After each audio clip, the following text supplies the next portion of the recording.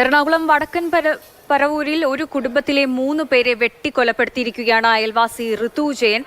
ലഹരി ഉപയോഗം ചോദ്യം ചെയ്തതിനാണ് ഇത്തരത്തിലൊരു ആക്രമണം ആ കുടുംബത്തോട് ഋതു ജയൻ നടത്തിയത്. കൊലപാതകത്തിന് തൊട്ടു മുൻപ് പ്രതി ഭീഷണിപ്പെടുത്തുന്ന ദൃശ്യങ്ങൾ ഇപ്പോൾ പുറത്തു വന്നിട്ടുണ്ട്. അതിലേക്കാണ്.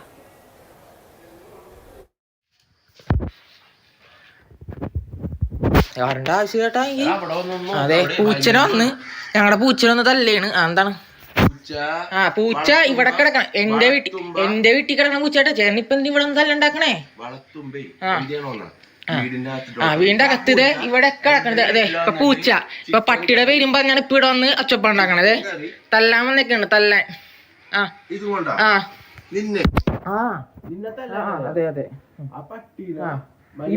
ഇവിടെ കിടക്കണ പട്ടി ഇവിടെ വന്ന് കിടക്കണ പട്ടിനെയാണ് ഇവിടെ വന്നിട്ട് ഇറങ്ങണ. ഇവിടെ ഒരു വീട്ടിലും പോകാത്ത പട്ടിയാണ്.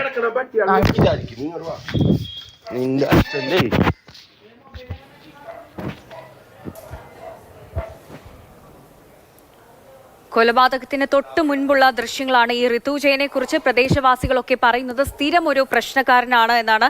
ഗുണ്ടാ ലിസ്റ്റിൽപ്പെട്ടയാളാണ് ഈ ഋതു ജയൻ. ശ്യാം പ്രസാദ് ഉത്തമൻ കൂടുതൽ വിവരങ്ങളുമായി ചേരുന്നുണ്ട്. ശ്യാം, ഈ ഋതുവിനെ കുറിച്ച് പ്രദേശവാസികൾക്കൊക്കെ പരാതിയാണ്. ഗുണ്ടാ ലിസ്റ്റിൽപ്പെട്ടയാളാണ്, നിരന്തരം ഇതുപോലുള്ള പ്രശ്നങ്ങൾ ഉണ്ടാക്കുന്ന ഒരാളാണെന്ന് പറഞ്ഞു. അപ്പോൾ ഈ ഒരു കാര്യം ചോദ്യം ചെയ്തത് തന്നെയാണ് ഈ ഒരു കൊലപാതകത്തിലേക്ക് നയിച്ചതും, അല്ലേ?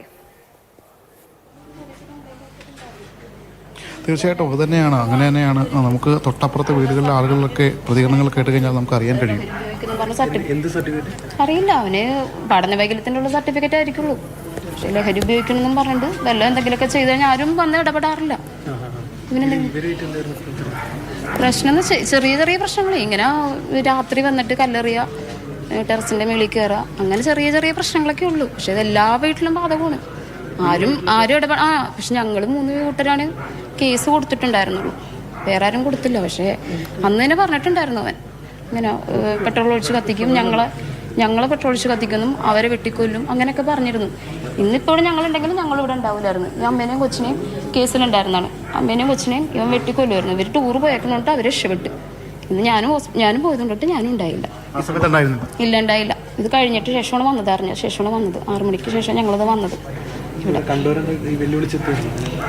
ഞങ്ങൾ പെറ്റീഷൻ കൊടുത്തിട്ടുണ്ടായിരുന്നു. ഞങ്ങൾ പറഞ്ഞ കാര്യങ്ങൾ, ഇന്നത്തെ കാര്യം ഞാൻ വന്ന ശേഷം എനിക്കൊന്നും അറിയില്ല. ഇങ്ങനെ ഇതുപോലെ കേട്ടുള്ളതുള്ളൂ, വേറെ ഒന്നും എനിക്കറിയില്ല.